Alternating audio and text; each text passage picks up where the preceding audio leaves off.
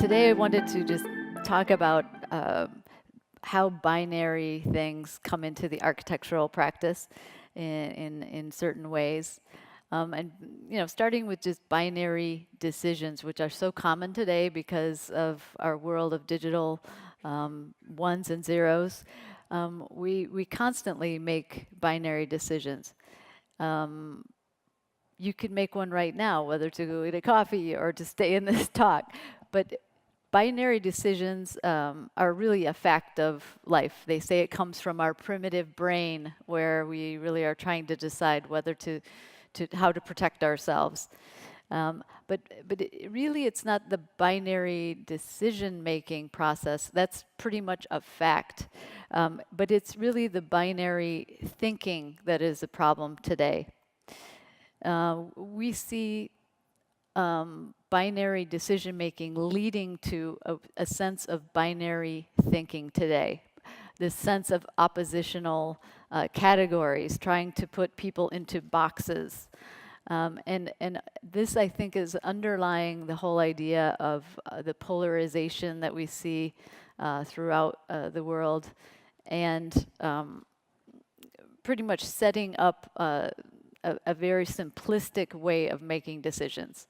So the good thing is architecture doesn't really, I don't think architecture lends itself to this kind of binary thinking where you set up these oppositions. Architecture is based on perception and not oppositional thinking. And so that's what makes it a really effective medium to be working in today's society. Especially in a time, as we heard with René de Graaf recently, about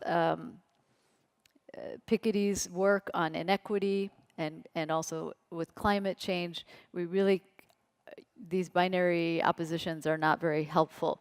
Well, manifestos, by the way, happen to be binary as well, typically.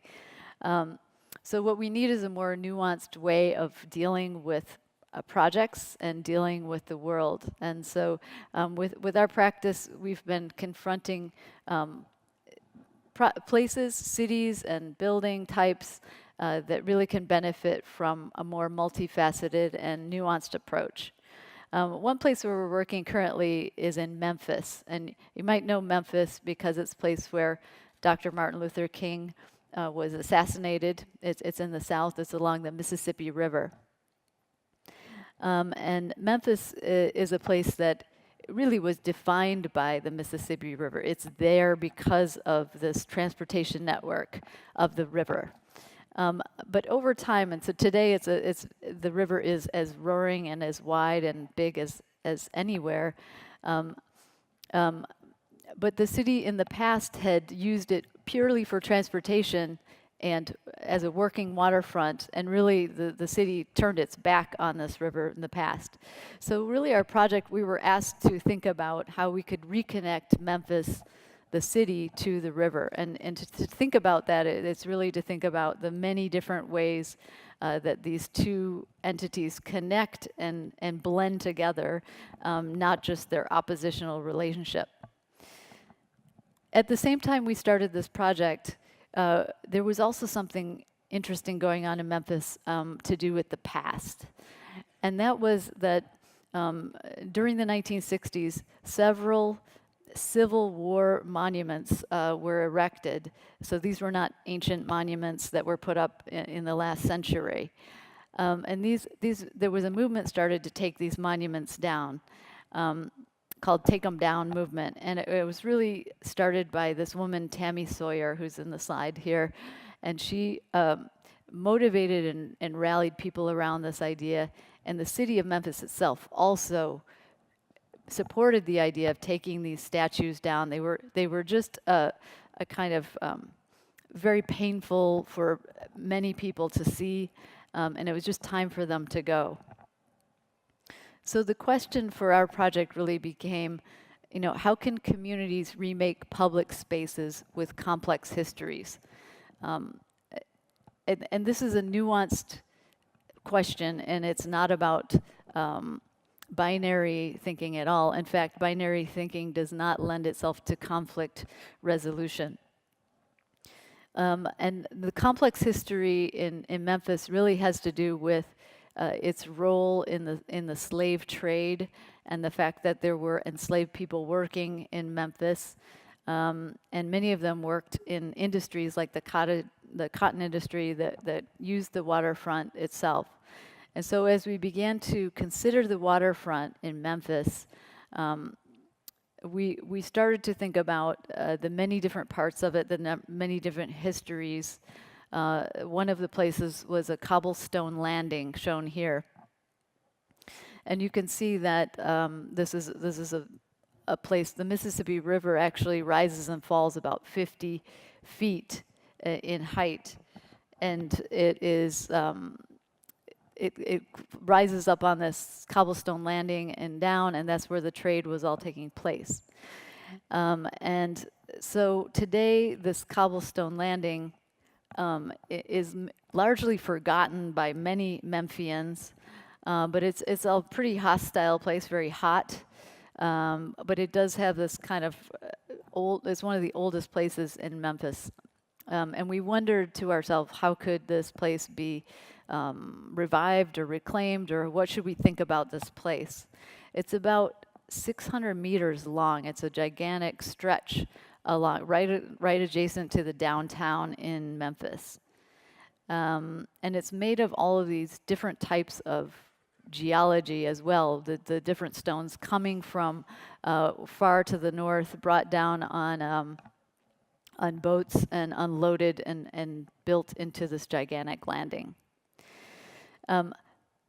So we started to ask of what could this place, because of its history, very difficult history and very long history, could it be somehow revived or reclaimed or given a new history? And instead of monuments that are generals from the Civil War sitting on a horse, what would a 21st century monument look like? And as architects, we thought we could help facilitate that question. But we didn't just sit around in our studio and think about the answers to it. We designed a process to engage the citizens of Memphis, including Tammy Sawyer, who is pictured here. And we used the medium of film, video, and sketching, to take down the stories of these important Memphians and ordinary people that lived in Memphis. And so this is an ongoing process, but 9 of the people that we interviewed and identified, everybody from an artist to a sanitary worker who marched with Martin Luther King the night before he was assassinated and is still on the job. That's Elmore Nickelberry. The mayor and other people, philanthropists, a whole rich variety of Memphians, and started to jot down their stories and listen to their histories to think about how we might translate those into a new kind of memorial. And so this process really kind of an unprecedented way of approaching an urban waterfront, but we just took many notes and visual clues. I noticed that architects in the last discussion it was said that we don't talk to people, but that's exactly what we should be doing, and that's what we're trying to do at our office, and trying to find a method for doing these things to really engage the people that are going to be living in this place. So we translated these stories into the cobblestones themselves, and so it's kind of first step in the process of carving, shaping, and transforming each of these. They're about 40 pounds each, these cobblestones, into different representations of these stories. And we did this with both handmade, carving, but also with digital and very contemporary tools to take down these stories, sometimes adding to the stones, sometimes taking away. And these are the 9 stories that we've collected and transformed into the stones. And these stones were then transported to the Venice Biennale. And the idea of this was to bring these stories to Venice, to an international community, and not only these story stones, but also about 600 or so additional stones to install in the Venice Biennale. And the idea there is that we want to try to think about the trajectory of this material and how it carries and embodies memory. We installed it there in the Biennale with the stories. And then the intention is to bring those stones back with their new history and do an exhibition in Memphis as part of this process. We're also using other tools like digital tools in order to survey people. We did one of the largest online surveys for Memphis, asking people how they would like to use their new waterfront.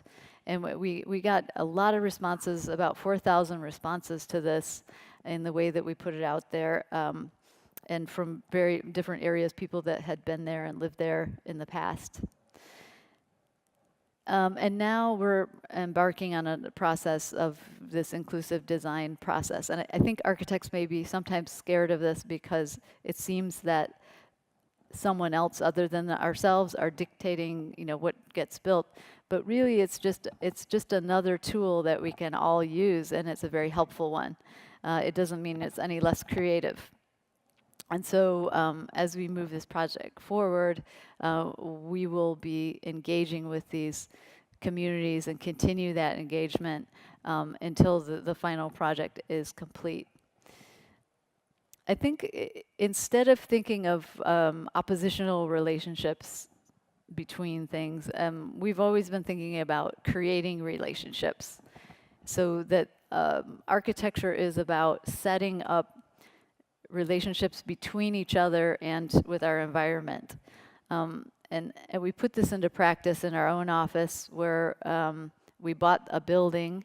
It's a 3-story building and started to turn it into what we want it to be to support our own relationship with each other and with our environment. We built a roof garden on the top, which is not just an ordinary roof garden, but one that has an incredible amount of biodiversity. We installed something like 48 different species of plants with the idea that over time this can really start to become a biodiverse little patch that can grow, and I can imagine that someday you would see almost like a biodiverse corridor in the sky. But one of the most important things is not just the biodiversity, it's also the way that we engage with the space. So every year we do a bio blitz, which is really counting the number of species of both plants, insects, and animals, and it's a way for us to connect to each other through the understanding and advancement of this idea of biodiversity in the city. And so we're in the 3rd year now, and we've moved from 48 species to 71 species, so that's kind of exciting. But I think it shows like a potential way that we can start to think about environment in a more complex way. Not just it's good to be environmentalists, it's really about people and making us connect to the space. So that building was also a question of whether to preserve or whether to tear down, but we ended up doing something quite in between, which was to gut it out and turn it into an architecture office and also build something on the roof. So I think as well, preservation is not a binary choice or a binary opposition. There's also the question of performance. How do we think about performance in today's architecture? Many times it's really just thought about in terms of how a building uses energy or uses less energy, but what if performance was really to think about how a building performs in its context? We know that in New York there are zoning rules that call for a setback skyscraper. These are drawings by Hugh Ferris that show how buildings were to be shaped in order to bring light down to the street. So that's an idea about shaping a building for outside space. Our site in New York along the High Line was really interesting because it's not a typical space in New York where there's buildings on either side. This building is along the West Side Highway, along the Hudson River, and it faces an interior block, which is a green space, a public space called the High Line. And so for this, we really went with the specific idea, let's shape the building to benefit not only the building occupants, but the space around it, namely the High Line. And that meant carving the building away in unusual, unexpected ways, not against the street, but really against the interior of the block, and also carving away the bottom so that views could be had out to the river.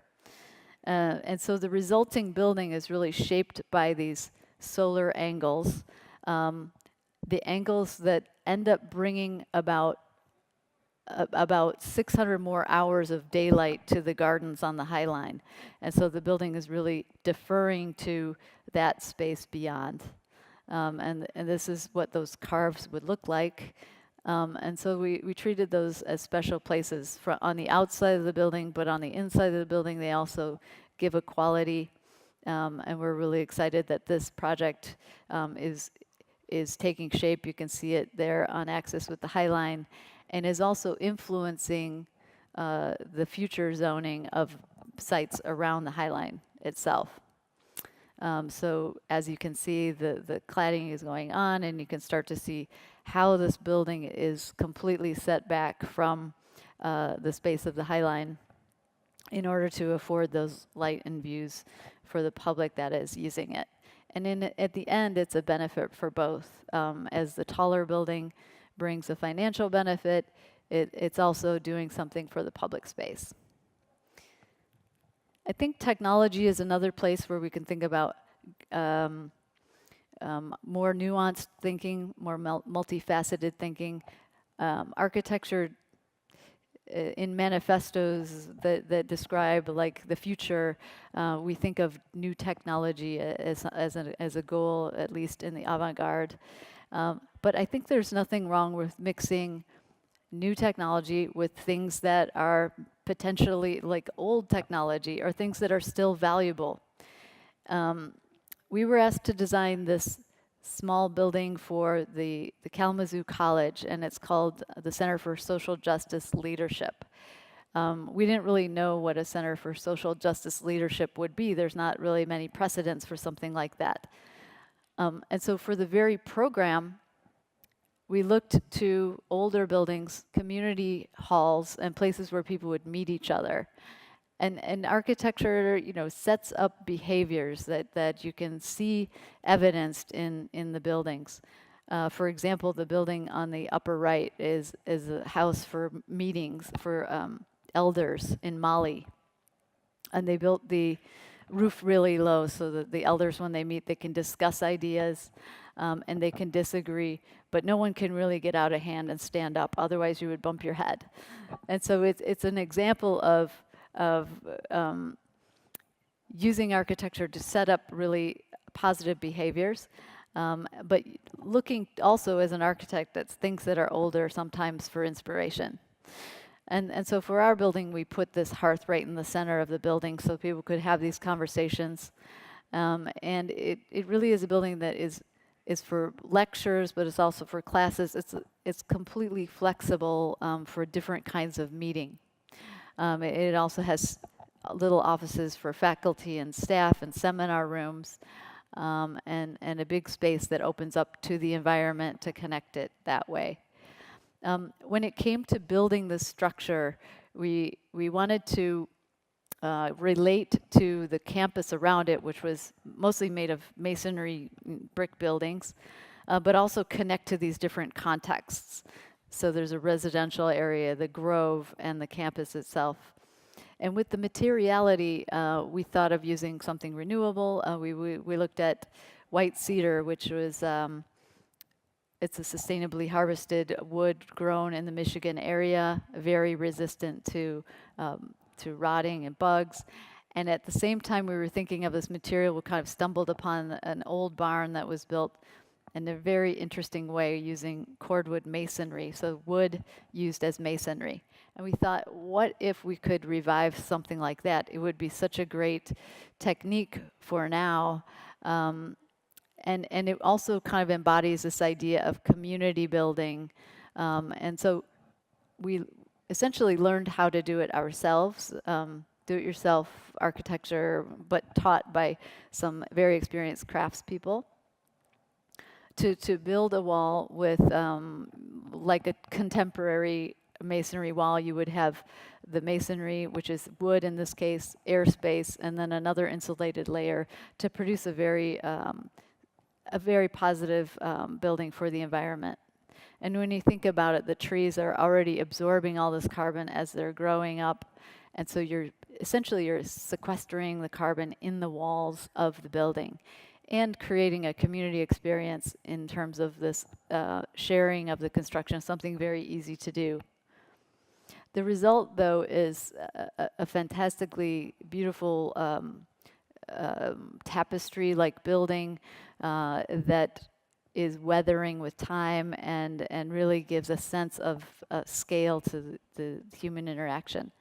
So in a way, this is like a perfect technology for now, one that is not super high tech, but it has qualities that we need in the face of climate change and needing to sequester carbon. As I said, this materials also has the ability to weather and change with time and differently on the different orientations. So I think it will give a real sense of connection to the environment as well as connecting people to each other, which is what we were trying to do. And then I just want to touch on how architecture has a nuanced relationship with behavior that it creates. And this is an unsolicited project, in other words, a self-initiated project where we wanted to look at the role of the police station and its potential for easing tensions between the community and the police, which you have very strong tensions in the United States currently in many different cities. So just backing up a little bit, I think the architect's role is really one that we have the power to design ourselves. In fact, not every commission has to be a paid commission. And so if we care about things, we can use our medium to address those things. Absolutely, we can write books, we can do projects. Here, we were just interested in I think at the time we were designing a firehouse, and we noticed that the relationship between the fire rescue workers and the community members was a very strong one, very supportive one.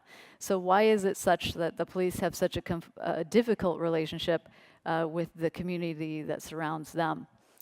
And if you look back at the history of policing, you find, and I think this is just kind of the British form of policing that was inherited by the eastern, northern part of the United States, so kind of framing it with that. It was really the people who lived in the communities that walked around the blocks and protected their neighbors. And they really didn't have buildings. They had little huts, as you can see in the background on the left, warming huts where they would wait to be relieved by the next person that would come along. With the introduction of the automobile and technology, there starts to be a bigger gap between the community and the police. So this project we called Polis Station. Polis is a word that suggests a very strong community relationship, and we wondered if the police station could someday be transformed into becoming more of a community-centered place. We needed a specific example, so we looked at Chicago, which built a series of prototypes for police stations about 15 years ago. And in each of them, they cleared out areas around the police station for parking. And these police stations became fortress-like.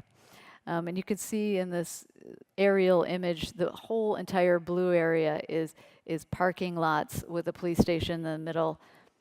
and on top of that, a 130-foot wide road. So there just becomes more and more of a separation. And the result of that is that the police begin to not know who they are policing. They live far away. They don't live in the community. And so these are things that are adding to the tensions, among other things. So we wanted to ask people, how could this police station better serve you in the community? And so instead of coming up with ideas ourselves, we really engaged a community of people in North Lawndale, both police and community members, that we got invited to meetings facilitated by professionals to learn from them of how to facilitate. And we sat down and sketched what they thought could help make the community members less afraid of the police and the police more connected to their community. Amazing things came out of the meeting. They had ideas like putting computer stations, which both police and community members could use, having things like a barber shop in the police station, another way to increase connections, having a place for youth organizations, etc., having free Wi-Fi. And all of these would tend to bring people in for non-enforcement activities and make people less afraid of coming near the police station. So we would go from this fortress-like building to having a more public-oriented program on the public side of the station. As soon as we came to this conclusion and visualized it, we were able to raise money immediately, because people are trying like crazy to figure this out, to transform some of the parking into sports courts, which was one of the ideas that came out of the meeting. Both cops and kids love sports. And so we raised $40,000 and just immediately installed this basketball court on one of the parking lots. And people started using it right away, and now the police actually have basketballs inside the police station for kids to borrow. We went back a year later and asked the neighbors and the cops what they thought, and really found out that it changed, and now that the parents feel that their kids are safer when they play on this court. And so that was a really interesting first step. And so we think that in the future, we'd like to see this happen in other stations. I've had lots of emails from people around the country trying to implement this in a specific way in their communities. So the process of this is totally not binary. It's a very complex process of getting information and connecting people and working with institutions and individuals in order to make some first thing happen. Not all relationships are that stressed. We did a building for the University of Chicago, and their problem was also about behavior, group behavior, but they found that a lot of undergraduates wanted to leave the university. I guess it has a reputation, it's something like where fun goes to die, is their reputation.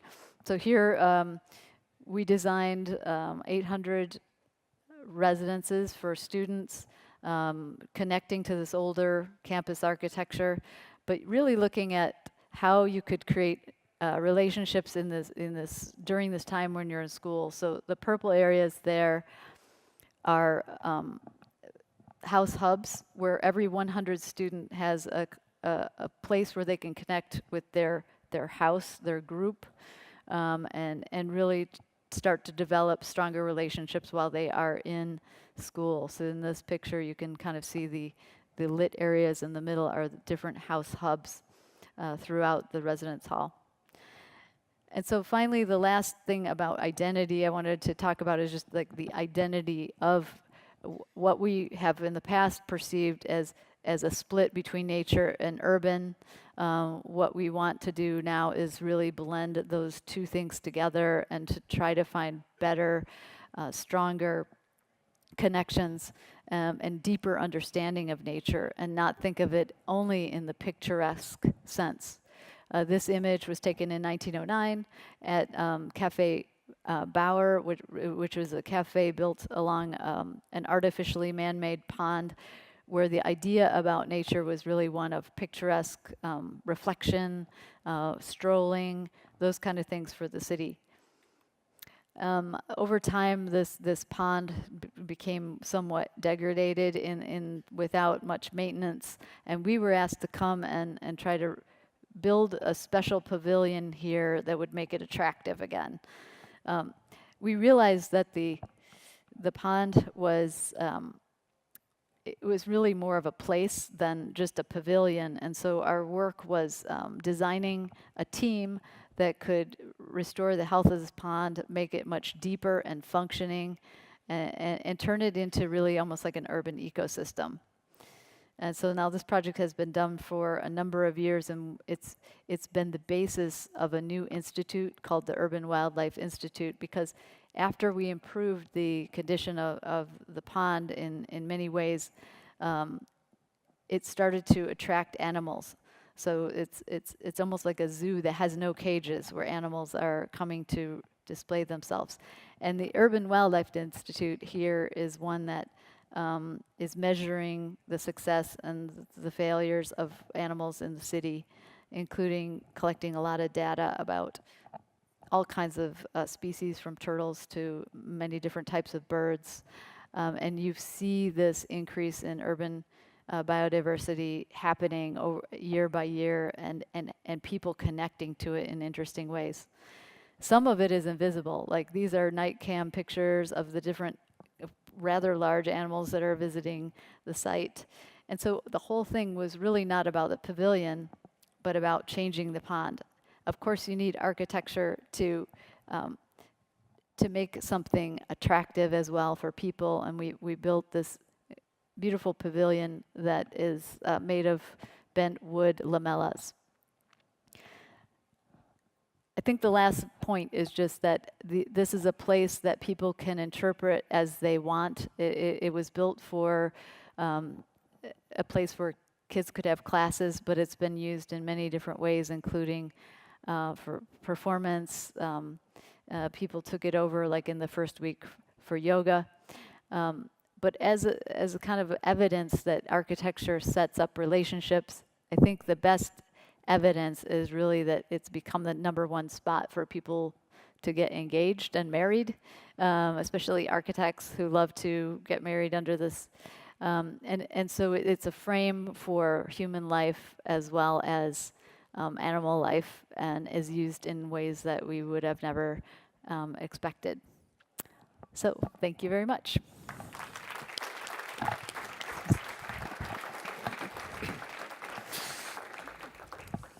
Jeanne, thank you very much for that. Can I pick up straight away this point about urban biodiversity? When we had World Architecture Festival in Singapore, we noticed that what started out as wouldn't it be nice to have a bit of greenery in the office buildings, I think by the time we'd left, you had a city code which said that in the central business district, when you did a new building, you had to replace, as it were, the land, the nature you'd taken, at a rate of, I think, about 120%. So that you had to recreate that nature somehow, possibly on top of the building, but through terracing and so on and so forth. And I was thinking about that as you showed your own offices rooftop terrace. And I wonder whether in the States generally, especially in the hotter and more humid parts, whether this idea is really caught on, or is it still really an exceptional thing at the moment? Well, I think the green roofs have been around for a while. The big difference here is now the technology of the layers and the way that you can seed them with regionally appropriate and diverse plants has made it possible to create real an ecosystem, a functioning ecosystem on the roof, which was not possible really before because of the thinness of the earth. So now I think that the goal could be, as we know, biodiversity is plummeting, and the goal could be to kind of make connective corridors through a city that doesn't have land on the ground. But my point too was that it's not just about doing that. It's really about connecting people through making it possible for programming, and because what we need right now is everyone to discuss and to learn more about this, and to take action. And who actually takes the lead on these things? Is this the kind of city planners, or is it individual kind of initiatives by architects, landscape architects, trying to put things together? Well, a lot of times architects take initiatives on these kind of programs, but if we just do it for ourselves, it never spreads out. So what we did with the BioBlitz was to have an event surrounding this the counting of species, which was fun, and what it did was set up a lot of new connections. So ecologists meet our neighbors who have a school, or so it really is. We have to do these things that will allow this information to spread, and it's through different diverse people meeting as well. So I think it starts out with somebody doing it, and then you can spread the word, and it grows from there. It's like ground up, bottom up kind of process. Yeah.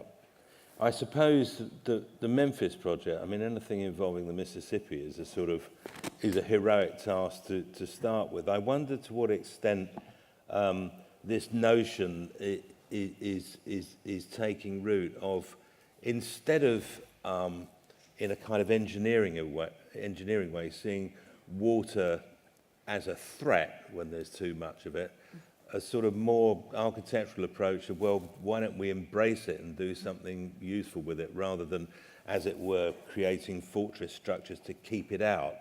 We had an interesting talk about this with some Indian architects who pointed out that much monsoon water was wasted. Yeah. And before you knew where you were, you had a drought.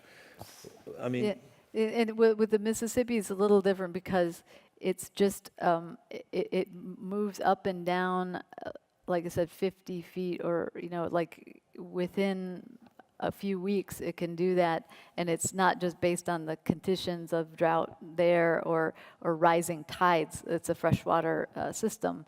But this temperament of the changes of the natural conditions, and how can you move closer to embrace it? How can parks and waterfronts be set up to allow the water to come in and go out, so that you don't end up building your cities so far above the water that you can't connect to it? Yeah. The other question I wanted to ask, although you didn't show it, I mean, this is a general question rather than the specifics of a design. But in the work you're doing on that embassy in Brasilia, I mean, embassies are really interesting, aren't they? Because they are pretty binary. You're a citizen, you're not a citizen. You're allowed in, you're not allowed in. You're a person in need of assistance, or you work there. There are a whole series of rather binary things, and I wonder whether you've been able to have thoughts on how you kind of soften that or elide it in some way. Yeah, two things on that. One thing I was surprised and actually happy to learn that ecology is being used for diplomacy, because many different nations are experiencing severe problems from climate change, catastrophic problems. So one of the ways diplomacy works is to help people with and to exchange knowledge about how to work with certain environments.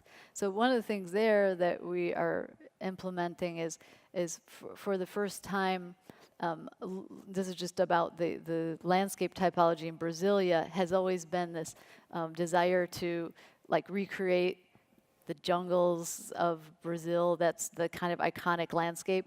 But in fact, Brasilia sits within the Cerrado, which is very much like a prairie, like Illinois, where I come from. It's a different kind of landscape which has incredible biodiversity. So we are trying to cultivate a Cerrado landscape and show how it could be done, which will use very little water, because you might know that Brasilia is experiencing huge fluctuations right now in its climate. And so that's one way, to think about eco-diplomacy, or a way of connecting with the local place as well. What expertise is there that can help pull this off? So a final question about your sort of home city of Chicago. And I suppose, you know, for people with the memory, Chicago politically for a long while seemed to be, I mean, it was real them and us, and all the kind of 68 Democratic Convention, and it became a byword for sort of certain binary relationships. It's basically hatred and more hatred. How is the city today? How do you see the city today? Still amazing, I think, for outsiders how separate it is, you know, and the sort of south side still very distinct, etc., etc. Is the city itself showing kind of illusions of some of its old boundaries? Is it showing the boundaries are still for sure there, and it's you know, Chicago sells itself as like the city of neighborhoods, which is a way of, you know, basically saying that people live with their own kind in different neighborhoods, and so in it could be a very exciting mosaic if there weren't the tensions and the kind of inequities that is really tearing the city apart. I mean, it's really the things that in the first session that we spoke about, this growing inequities that are just making it harder and harder, and the prices of housing harder and harder for people to connect on a regular basis, or to connect with people that aren't like them. And every city, I think, is having this. So, you know, we have to look for places where those connections might occur, and think of both design as a programming exercise as well as a design.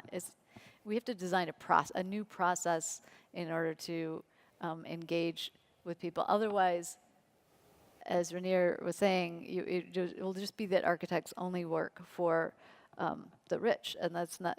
Our skill sets are much greater than that. We have the abilities to find the patterns of connection to make things. So yeah, it's a struggle still in Chicago, and as it is elsewhere. Jeanne Gang, thank you very much indeed. All right. Thank you. Brilliant. Yeah.